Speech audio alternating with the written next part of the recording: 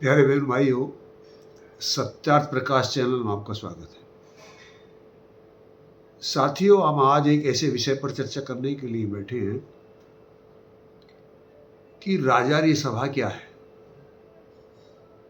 ऐसे हमारे बहुत से साथी हैं जो राजारी सभा के बारे में नहीं जाने हैं। तो साथियों, राजारी सभा क्या है कि मैं उस समय आपको ले जाना चाहूँगा जब हमारा देश गुलाम था। हमारा देश पहले मुसलमानों के गुलाम हुआ, लेकिन फिर एक और आपदा आई, हम जिसके गुलाम थे फिर वो भी गुलाम हो गए। फिर यहाँ पर सन 1717 में अंग्रेज आ गए और उन्होंने ईस्ट इंडिया कंपनी की स्थापना की और अपनी बुद्धिमत्ता और सरकार के सहयोग और जो उनके पास में एक मेमो का हथियार था, उन नवाबों को प्रभावित करने का और उस समय के जो बादशाह थे उनको प्रभावित करने का, वो हथियार चला कर के उनने हमारे देश को गुलाम किया। जब यहाँ ऐसी स्थिति थी विश्व भर के अंदर, तो कोई जानता ही नहीं था, भारत में कोई कल्पना भी नहीं कर सकता था कि प्रजातंत्र होता क्या है। जब यहाँ निरंकुश शासक था, राजा रानी के पेट में से होता था। आज की तरह मत पेटी में नहीं होता था, जो आप जाते हो मत डालते हो और वहां जो तय होता वो होता, वो अवस्था उस दिन नहीं थी। ऐसी अवस्था में महर्षि दयानंद ने एक ग्रंथ लिखा, सत्यार्थ प्रकाश। महर्षि दयानंद तो सत्यार्थ प्रकाश जब लिखा, लेकिन उन्होंने अपने पास से नहीं लिखा।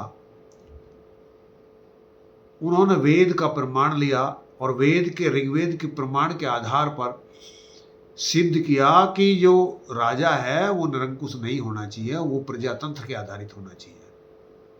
और उन्होंने बहुत जोर से विरोध किया इस बात का कि यदि राजा निरंकुश होगा तो वो अपने से किसी को अधिक होना नहीं देगा और उसको विनाश करता रहेगा राज्य का। इसीलिए किसी भी कीमत पर राजा निरंकुश नहीं होना चाहिए।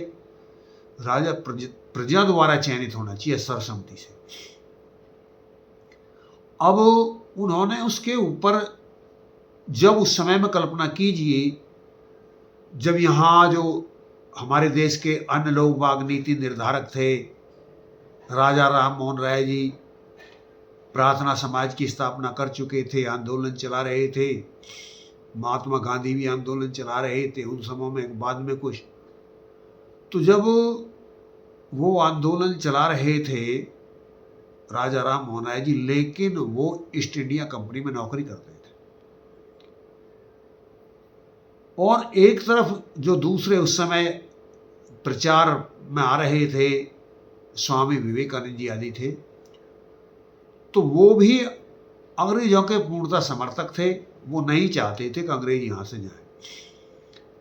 ऐसी अवस्था में जो दो और जो प्रचारक थे, उनको अंग्रेजों में पूर्ण आस्था थी और उनको ऐसा मानना था कि अंग्रेजों के आधार पर ही हमारी जो कुछ उन्नति हुई है वो संभव है और हम इनके अधीन नहीं कर सकते।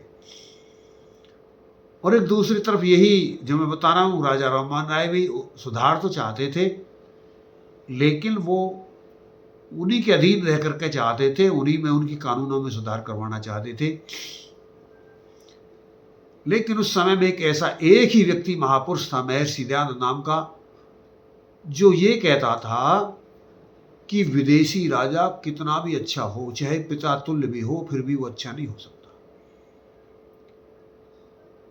और वो इस बात के लिए आंदोलन चला रहा था। तो ऐसी अवस्था में जानिए कि जब हम गुलाम थे, कोई स्थिति हमारी साफ नहीं थी, फिर भी वो महापुरुष महर्षि दयानंद ये घोषणा कर रहा था। तो उन्होंने जो इस मंत्र का विवरण दिया और उन्होंने ये बताया कि भाई राजारी सभा क्या है, तो ऋग्वेद का मंत्र देकर के उन्होंने बताया, जो मंत्र है ओम त्रीणी राजाना विदते पुरूणी परि विश्वानी भूषतः सदांसी। इस मंत्र के माध्यम से उन्होंने बताया कि जब संसार को सुखी करना, समृद्धि, शांति, विज्ञान, हर तरह अलंकृत करने के लिए एक ही तरीका है जो वेद में बताया गया। क्यों? वेद परमात्मा की वाणी है। आपको ध्यान रहे, केवल वेद ही परमात्मा की वाणी है, और कोई भी जब हिंदी जिनको हम धर्म ग्रंथ मानते हैं वो परमात्मा की वाणी नहीं है। ये विषय मैं कभी छेड़ूंगा, यदि आपको कोई आपत्ति तो कमेंट में आप लिख करके डाल सकते हैं। मैंने अनेकों वीडियो इस पर डाली हुई है, मैं पुनः भी डालूंगा। अब वेद ही क्यों है,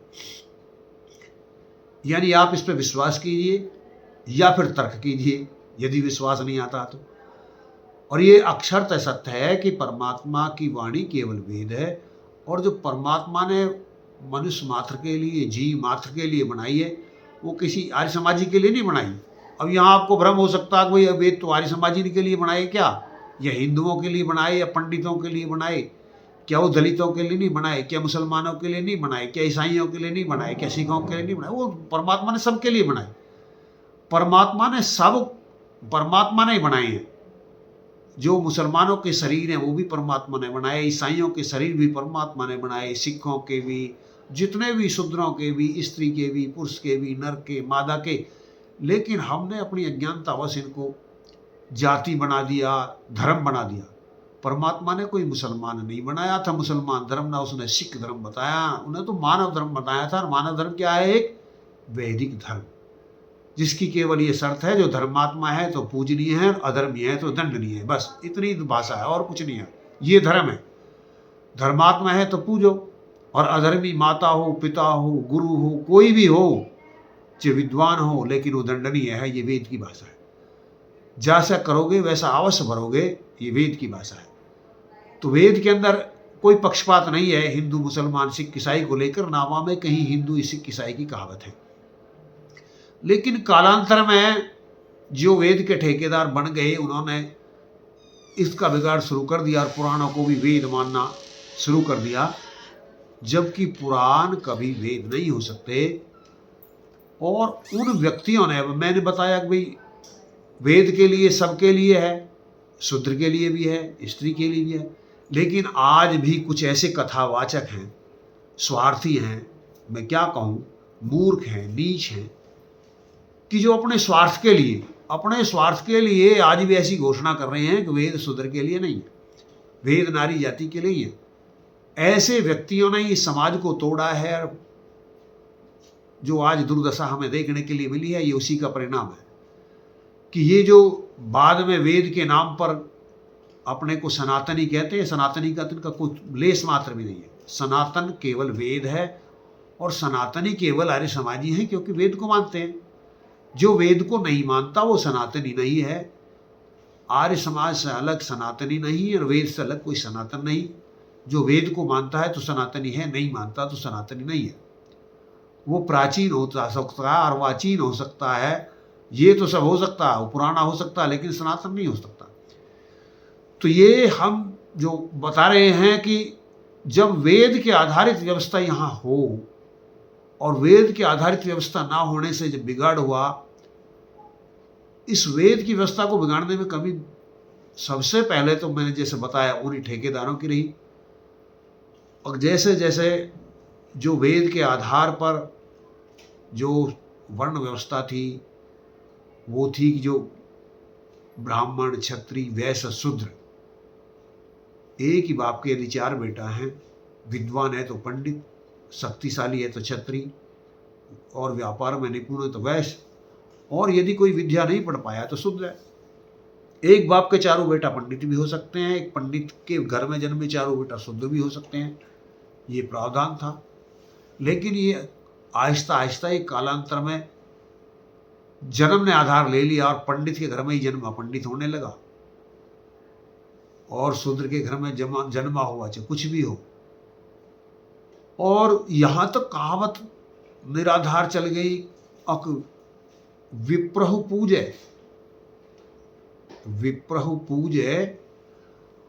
निपट अज्ञाना। जो विप्र है, विप्रहु पूजहु विप्र निपट अज्ञाना, और शूद्र ने पूजहु वेद प्रवीणा। बताओ ये किसकी क्या आधार हो सकता है? लेकिन इसी के आधार पर यहाँ शिक्षा शुरू हो गई थी। एक जाति विशेष के ही, एक संप्रदाय विशेष के ही गुरुकुलों में पढ़ सकते थे, और दूसरे नहीं पढ़ सकते थे। ये कुछ कुचक्रियों का कुचक्र था, लेकिन ऐसे में एक महापुरुष का जन्म हुआ जो पंडित जाति में जन्मे, महर्षि दयानंद जी। और उन्होंने उस समय के जो ठेकेदार बन रहे थे, धर्म के ठेकेदार बन रहे थे, विद्या के ठेकेदार बन रहे थे, जिनकी ठेकेदारी से त्रस्त होकर महात्मा बुद्ध ने बौद्ध धर्म बना लिया था, महावीर स्वामी ने जैन धर्म बना लिया था। ऐसे में वो तो वेद के बारे में जानते नहीं थे महावीर स्वामी और वो तो, लेकिन महर्षि दयानंद जी जानते थे। उन्होंने कहा कि ये तुम क्या कर रहे हो ऐसा। तो जो बात उन पोपा पंथियों ने महात्मा बुद्ध से कही थी, महावीर स्वामी से कही थी, महर्षि दयानंद से भी कही, आगे वेद की बात है। लेकिन वो वेदों के विद्वान नहीं थे, महावीर स्वामी और महावीर जैन। लेकिन महर्षि दयानंद तो वेदों के विद्वान, तो उन्होंने कि कहाँ लिखा है, तो इस पर बोलती बंद हो गई थी। तो वो, लेकिन दुर्भाग्य रहा, पहले तो वो वेद के नाम पर खाते रहे और वेद को बदनाम करते रहे स्वार्थ के नाम पर। फिर उससे त्रस्त होकर के बौद्धों ने वेद को जलाना शुरू कर दिया, वेद को मानने से मना कर दिया और जलाना शुरू किया। इसके बाद में यहाँ मुसलमान आए तो उन्होंने फिर यही करना शुरू कर दिया, यहाँ के विद्यालय जलाए, तक्षशिला जलाए, नालंदा आदि सब कुछ जलाने शुरू करे। और जो कुछ रही कसर थी वो आकर के ईसाइयों ने ख़त्म कर दी पूरी। उन्होंने एक योजनाबद्ध तरीके से यहाँ पर शिक्षा प्रणाली को ही बदल दिया। जो हमारी पूरी शिक्षा प्रणाली गुरुकुल के आधार पर थी, गुरुकुल था, वो स्कूल बना के ईसा कुल बना दिया। और जब से हम ईसा कुल में आए, जब से बस बर्बाद हो गए। गुरुकुल खत्म हुए, ईसा कुल शुरू हो गया, क्योंकि वो सिद्धांत तो जानते नहीं थे। यहां भी आपको आपत्ति हो सकती है, वो सिद्धांत नहीं जानते थे तो राजा कैसे हो गए थे। और राजा इसलिए हो गए थे कि हमने नकली बौद्धता की अहिंसा का चोला ओढ़ लिया था, हमने लड़ने से मना कर दिया था, सेना नहीं रखते थे। हमें पंडित जब तक मुहूर्त नहीं बताता था, पुजारी जब तक हम युद्ध नहीं करने के लिए जाते थे वो भी मुहूर्त बताता, जैसे अभी रक्षाबंधन पर मुहूर्त बताई जा रही थी ऐसे मुहूर्त बताई जाती थी। तो ये यहाँ हम घटते पिटते आते रहे। अब जब आकर के ऐसी अवस्था में हम राज से दूर हुए, कोई भी यहाँ हिम्मत नहीं करता था कि हम राज की बात कर सकें, स्वतंत्रता की बात कर सकें। ऐसे में एक महापुरुष, जैसे मैं बता रहा हूँ, उन्होंने विधान किया, धर्मार्य सभा, विद्यार्य सभा, राजार्य सभा, वेदों के आधार पर, अपने दौर से नहीं किया। 1,96,68,53,000 वर्ष पहले जो लिख दिया गया था वेद के अंदर, उसकी व्याख्या की उन्होंने, अपने दौर से नहीं कहा कुछ भी। और उस व्याख्या में उन्होंने क्या बताया, अब जो महाविद्वान हो उनको धर्म सभा में रखो, उसमें विद्या सभा में रखो, और जो धर्मात्मा प्रवृत्ति के व्यक्ति हों उनको धर्म सभा में रखो, उनसे न्याय कराओ, और जो प्रशंसनीय धार्मिक व्यक्ति हैं उनको राजार्य सभा में रखो, और उनसे समस्त व्यवस्था करवाओ राजा से, और उसको चयन करो, ऐसा नहीं करो। अब आज भी जो चयन हो रहा है, यदि राजार्य सभा उस समय स्थापित कर ली होती, आर्य समाजियों ने जब देश की आज़ादी के लिए लड़ाई लड़े थे, जैसे मैं बता चुका हूँ कि और कोई दूसरा व्यक्ति ऐसा नहीं था जो अंग्रेजों का विरोध करना चाहता था। कांग्रेस थी जो कांग्रेस कर रही थी, कांग्रेस में अधिकतर आर्य समाजी थे। जो सीतारमैया इतिहासकार हुए उन्होंने लिखा कि 85% आर्य समाजी उस समय आज़ादी के लिए लड़ाई लड़ रहे थे। उदारवादी भी आर्य समाजी थे और उग्रवादी भी आर्य समाजी थे। आप कहेंगे ऐसे कैसे होगा, ऐसे ऐसा था। लाला लाजपत राय कौन था, वो उदारवादियों में था, और भगत सिंह और राम प्रसाद बिस्मिल, ये सब कहाँ थे, उग्रवादियों में थे। उग्रवाद और उदारवाद, यानी उग्रवाद का मतलब वो नहीं है, आप समझें, यानी जो एक शांतिपूर्ण लड़ाई और एक हिंसात्मक लड़ाई लड़ना चाहते थे, दो ग्रुप बन चुके थे। तो ऐसे में जब आज़ाद हो गया देश, तो आर्य समाज ने फिर विशेष ध्यान नहीं दिया, ना दिया। तो जो महर्षि दयानंद ने 3 सभा बनाई थी, केवल 2 ही सभा रहेगी, विद्या सभा और धर्म सभा, जिन्होंने बहुत काम किया। लेकिन राजार्य सभा ना बनाने से जो नुकसान हुआ वो अवर्णनीय है। उसका बहुत बड़ा खमियाजा इस विश्व ने उठा रहा है और उठाएगा। यदि ये नहीं लाई गई तो विश्व उठाएगा और उठा रहा। वेद या आर्य समाज भारतवर्ष के लिए नहीं है, विश्व के लिए ज्ञान है। आर्य समाज का विश्व का कल्याण करना इस समाज का मुख्य उद्देश्य है और किसी संगठन का कोई उद्देश्य ऐसा नहीं है। तो जो राजार्य सभा है, यदि राजार्य सभा स्थापित हो, मैंने बताया राजार्य सभा क्या है। राजार्य सभा वेदानुकूल नीति बनाने वाला जो विधान है, जो संगठन है, यदि उसको बना लिया जाता है, वेद के अनुसार चला जाता है, तो संसार सुखी हो सकता है। हिंदू राष्ट्र बनाकर के सुखी नहीं हो सकता, इस्लामी राष्ट्र बनाकर के सुखी नहीं हो सकता, ईसाई बनाकर के सुखी नहीं हो सकता। यदि सुखी हो सकता है तो वेद के आधार पर हो सकता है। आप वापस कहेंगे ऐसे कैसे हो सकता है? ऐसा ऐसे हो सकता है कि यदि इस्लामी राष्ट्र बनाकर के भारत सुखी हो जाता तो पाकिस्तान इस्लामी राष्ट्र है, सुखी क्यों नहीं है? बांग्लादेश इस्लामी राष्ट्र है, सुखी क्यों नहीं है? और यदि हिंदू राष्ट्र बना के सुखी हो जाता तो उस दिन भी तो हिंदू राष्ट्र ही था जब यहाँ पर बार बार अंग्रेज मुसलमानों के आक्रमण हो रहे थे। उससे पहले जब आक्रमण हो रहे थे, यहाँ हम गुलाम हो रहे थे, जब हिंदू राष्ट्र नहीं था क्या? क्या आज नेपाल हिंदू राष्ट्र नहीं है? तो इसके नाम देने से, अब इसके पीछे जो थ्योरी देखेंगे, इसमें कोई अतिशयोक्ति नहीं है कि केवल सत्य विद्याओं की पुस्तक विज्ञान और वेद ही है। बाइबिल परमात्मा का ज्ञान नहीं है, कुरान परमात्मा का ज्ञान नहीं है, और रामायण, महाभारत, भागवत गीता ये परमात्मा का ज्ञान नहीं है, ये मनुष्यों के ज्ञान है। तो जो मनुष्यों के ज्ञान है वो परमात्मा के ज्ञान के बराबर नहीं हो सकते।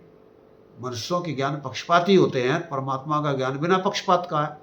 और वेद कोई किसी देश विशेष के लिए थोड़ी बनाया गया, वो तो सबके लिए बनाया गया। और जिनकी आप बात कर रहे हो ईसाई को, वो बाइबल के आधार पर तो रिसर्च नहीं कर सकते, या कुरान के आधार पर तो सर्च नहीं कर सकते। जो यहाँ हमारे देश को, जो हमारे राष्ट्रपति जी है अब्दुल कलाम जी, उन्होंने सर्च कहाँ से? वेद से की। आप कहेंगे कि आप कैसे कह सकते हैं उन्होंने वेद से की? तो आपको एक उदाहरण सुनने के लिए मिले। जो उनके बड़े भाई थे, वो एक सोमदेव सन्यासी जी थे जो उनके साथ रहा करते थे उनके घर में। अब्दुल कलाम के ऊपर वेदों के सोमदेव स्वामी जी के बहुत प्रभावकारी विचारधारा से वो प्रभावित थे, और उन्होंने वहाँ से सर्च करके की थी उन्होंने। और जब भी उन्होंने कहा था, ये पेपर में भी आया है, वो देख सकते हैं, कि वेदों की तरफ लौटो। अब आप कहेंगे कि ईसाई जो सबले सर्च कर रहे हैं, इन्होंने तो नहीं वेद पढ़े। इन्होंने वेद पढ़े, इन्होंने वेद पढ़े। जब तक इन्होंने वेद नहीं पढ़ पाए थे, कुछ भी नहीं करे। ये जब से भी तो थे, जब हम हवाई जहाज बना रहे थे भारतवासी, जब ये पत्तान में लुढ़कते डोलते थे, इनके पूर्व इतना भी ज्ञान नहीं था। जब यहाँ पर आप कहेंगे ऐसा कैसे हो सकता है? ऐसा ऐसा हो सकता। आप देखिए, हिस्ट्री पढ़िए। कोपरनिक्स था जो भारत में आया, और वहाँ पर उसने वेद आकर के पढ़े। और जब यहाँ से कोपरनिक्स वेद पढ़ कर गया, और उसने जो थ्योरी दी, जब तक बाइबल ये मानती थी कि धरती जो है आधार है, जो पृथ्वी है वो केंद्र है संसार का, और सूर्य पृथ्वी के चारों तरफ घूमता है, बाइबल ये मानती थी। अब कुरान का उदय भी बाइबल से ही, ईसाइयों से ही हुआ, तो वो उनका मानना तो स्वाभाविक था। वो ऐसे कैसे मान सकती थी? वो पृथ्वी को चपटा मानती थी। कुरान तो यहाँ तक भी कहती है शाम के समय में किसी तालाब में जाकर के सूर्य डूब जाता था। खैर, ये जो बातें हैं, यदि बाइबल में ये सब बातें होती जहाँ से वो वैज्ञानिक बढ़ रहे हैं, सर्च कर रहे हैं, तो आपको पता हो गैलीलियो को मृत्युदंड दिया गया था। और जब बाद में उसने ये कह दिया था, अपनी आत्मा को मार के सिद्धांत छोड़ दिया था, तो जब उसको मृत्युदंड छोड़ा गया था। और दूसरी तरफ देखेंगे, एक और वहीं के वैज्ञानिक हुए थे जिसको 68 साल, जिसको 8 साल बिल्कुल कड़ी सजा में रखा गया था धूपमर में, और फिर खम्भे से बांध के मार दिया था। जिसका अपराध क्या था? वह उसने यही कही थी कि पृथ्वी सूर्य के चारों तरफ घूमती है, न कि सूर्य पृथ्वी के चारों तरफ घूमता है। और इससे जब बाइबल का खंडन हुआ तो जो चर्च वाले थे उसको क्या दिया? मृत्यु दंड। ऐसे लाखों व्यक्तियों को मृत्यु दंड दिया गया। आज जो ये मान रहे हैं, आज मान रहे हैं पृथ्वी सूर्य के चारों तरफ घूमती है, आज सब बाइबल वाले मानते हैं। उस दिन बाइबल के आधार पर दंड दिया करते थे, आज बाइबल में सुधार कर लिया गया, आज बाइबल भी मान लगे। तो यानी यदि परमात्मा का ज्ञान होता कि सूर्य चंद्रमा पृथ्वी तो परमात्मा ने बनाए हैं, यदि बाइबल को परमात्मा का ज्ञान होता, बाइबल परमात्मा का ज्ञान होता, तो उसे यह भी ज्ञान होता कि पृथ्वी सूर्य के चारों तरफ घूमती है, सूर्य पृथ्वी के चारों तरफ घूमता है। उन्हें तो ये पता नहीं था, ये वेद को पता था, और वेद जभी से बता रहा था और आज भी बता रहा। आज खोज कर रहे हैं, सर्च कर रहे हैं, ये सत्यार्थ प्रकाश आप पढ़ के देख लिए, महर्षि दान ने ये कही है कि चंद्रमा की बात नहीं, सूर्य पे भी आबादी है, और ये जिस दिन पहुंच जाएंगे उस दिन मान लेंगे। और जो सोमनाथ जी इसरो के चीफ हैं, उन्होंने ये माना कि ये सब सर्च वेद के आधार पर हो रही हैं, और जितने भी ये वैज्ञानिक पश्चिमी जितने भी वैज्ञानिक हैं, इन्होंने सबने नकल की है वेद की, और वेद की बात नहीं की, ये छिपाया। तो वेद के आधार पर ही जो प्रणाली है उसकी व्यवस्था लागू यदि की जाती है, इस्लाम के आधार पर यहाँ दुनिया सुखी नहीं हो सकती, हिंदू राष्ट्र के आधार पर दुनिया सुखी नहीं हो सकती। आप कहेंगे भाई हिंदू राष्ट्र सुखी क्यों नहीं हो सकती?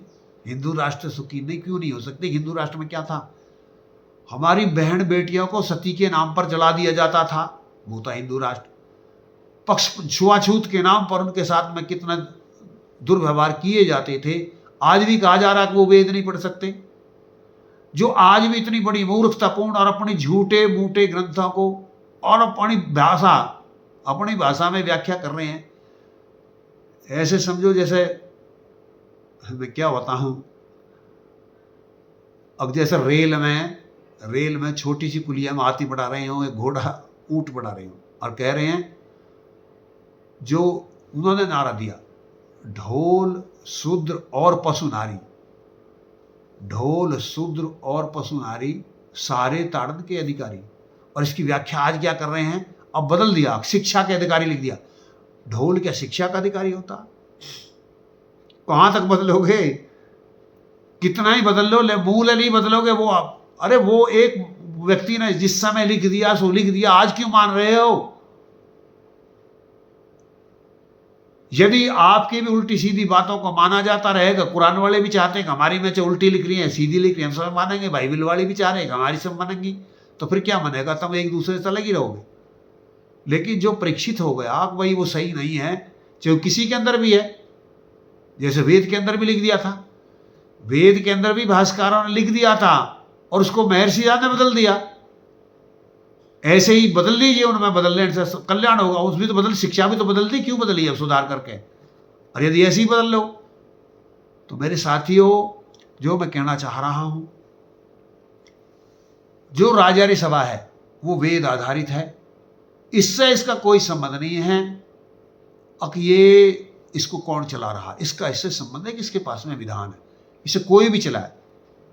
जो देश चलता है, संसार चलता है, नीतियों से चलता है। और यदि नेता योग नहीं है तो भी नीति को कार्यान्वित नहीं किया जा सकता। और नेता कितना ही योग है, नीति अयोग है, तो कुछ भी कुछ नहीं कर सकता।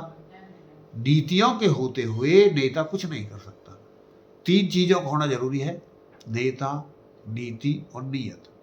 और इनमें एक भी चीज खराब हो तो कोई भी कुछ कर नहीं सकता। ऐसे ही जो नीति है वही खराब है, और उस खराब नीति की वजह से हम ये दुख झेल रहे हैं। और इतना बड़ा विनाश और नुकसान हो रहा है कि जो हमारी चुनाव प्रणाली है, चुनाव प्रणाली हमारे देश की कंगाली का कारण है। और ये प्रजातंत्र नहीं है। वेद के अंदर प्रतिष्ठात्मक चुनाव प्रणाली है, इतनी सुंदर व्यवस्था है। महर्षि दान ने एक सूत्र दिया है, राजा जो सभापति, राजा जो सभापति, तदधीन सभा, सभाधीन राजा, राजा और सभा प्रजा के अधीन रहें और प्रजा सभा के अधीन रहे। ये सूत्र है। इस सूत्र को लागू करके जितने आज चुनाव हो रहे हैं, कभी आप देखेंगे प्रधानी का चुनाव, फिर कभी प्रमुखी का चुनाव, कभी विधायक का चुनाव, फिर के एमएलसी का चुनाव, एमएलए का चुनाव, कहीं एमपी का चुनाव, कहीं राज्यसभा का चुनाव, रोज चुनाव होते रहते हैं, रोज जनता परेशान की जाती है। इतने चुनावों की कोई आधार आवश्यकता नहीं है। वेद में केवल प्रतिष्ठात्मक चुनाव प्रणाली है। एक दिन में पूरे भारतवर्ष का चुनाव हो सकता है और एक बार जनता वोट डालेगी, और एक दावा है कि कोई हारेगा नहीं, पूरे कोई भी हारेगा नहीं, कोई पार्टीबाजी नहीं होगी, किसी भी प्रकार का विरोध नहीं होगा। इतनी सुंदर व्यवस्था वेद के अंदर है। जब ये व्यवस्था हमारे पूजनीय स्वामी मोहनदेव जी ने और हमारे आचार्य रघुराज जी ने, उस समय जो हमारे चुनाव अधिकारी टीएन शेषन हुआ करते थे, उनको जब जाकर के बताया, उन्होंने कहा यदि ये व्यवस्था लागू हो जाए तो भारत में राम राज आ सकता है, पर मैं तो मजबूर हूँ, जो कानून बन के बढ़ा करके मुझको दिए जाते हैं मैं तो उनको लागू करता हूँ, मैं अपने दौर से कानून नहीं बना सकता। लेकिन यदि ये व्यवस्था देश में लागू हो जाए तो देश में राम राज आ सकता है। तो इन बातों को साथियों, जो बुद्धिजीवी वर्ग है, जिसने सत्यार्थ प्रकाश पढ़ा है वो तो अच्छी तरह जानता होगा, और जिसने नहीं पढ़ा वो सत्यार्थ प्रकाश पढ़ ले। मैं उन नेताओं से, राजाओं से जो बन रहे हैं, महाराजाओं से, सबसे अपील करनी चाहूँगा कि आप ये नीति बदल लें, ये चुनाव प्रणाली को बदल दें। इतनी बड़ी फौज की कोई आवश्यकता नहीं है, पार्टीबाजी की कोई आवश्यकता नहीं है। ये जो दल हैं ये दलदल हैं, ये विनाश का कारण है, नाश का कारण है। पार्टीबाजी आपस में एक दूसरे के दुश्मन और शत्रु बना रही है, भार है, इनका कोई औचित्य नहीं है। ना पक्ष की जरूरत है ना विपक्ष की जरूरत है, पक्ष में ही विपक्ष होता है। ये सब सुंदर व्यवस्था वेद के अंदर दी हुई है। हम उस व्यवस्था को लाने के लिए, इस संसार को सुखी बनाने के लिए, पुनः वैदिक राज स्थापित करने के लिए राजार्य सभा की स्थापना कर रहे हैं। हम सभी साथियों से विनम्र निवेदन करते हैं कि आप इस मिशन में, इस धर्म और अधर्म के युद्ध में, इस सत्यता के युद्ध में आइए और सत्य को जिताने के लिए खड़े होइए। हमारा किसी से विरोध नहीं है। कोई भी नेता हो, कोई भी पार्टी हो, यदि वो वेद के आधारित चलती है तो कोई भी पार्टी रहेगी नहीं देश के अंदर, सब पार्टी समाप्त हो जाएंगी, बहुत सुंदर व्यवस्था हो जाएगी। किसी भी प्रकार का कोई भी परेशानी, ना जाति की परेशानी होगी, ना सांप्रदायिक झगड़े होंगे, ना हम मंदिर मस्जिद के आधार पर लड़ेंगे। हिंदू और मुसलमान सब आपस में भाई भाई रहेंगे। ये जो हमने पक्षपाती कानून बना दिए हैं, कहीं पर्सनल लॉ बनाया, कहीं वक्फ बोर्ड बनाया, कहीं हिंदुओं के लिए अलग एक्ट बनाया, कहीं ईसाइयों के लिए अलग एक्ट बनाया, और जो धर्म के आधार पर होना चाहिए था उसको धर्मनिरपेक्ष कह दिया, सब कुछ यहाँ जाति और धर्म के आधार पर दे दिया। तो जो ऐसी विचित्र बातें हैं, इन सब को समाप्त करने के लिए राजार्य सभा की स्थापना है। मैं सबसे पुनः जो विचारवान बहन भाई हैं, जो विचारवान समझदार हैं, जो समझते हैं, उन सभी से मेरा विनम्र निवेदन है कि आप कृपा, यदि नहीं जानते हैं तो राजार्य सभा के बारे में समझें और राजार्य सभा के सदस्य बनाएं और राजार्य सभा का सहयोग करें।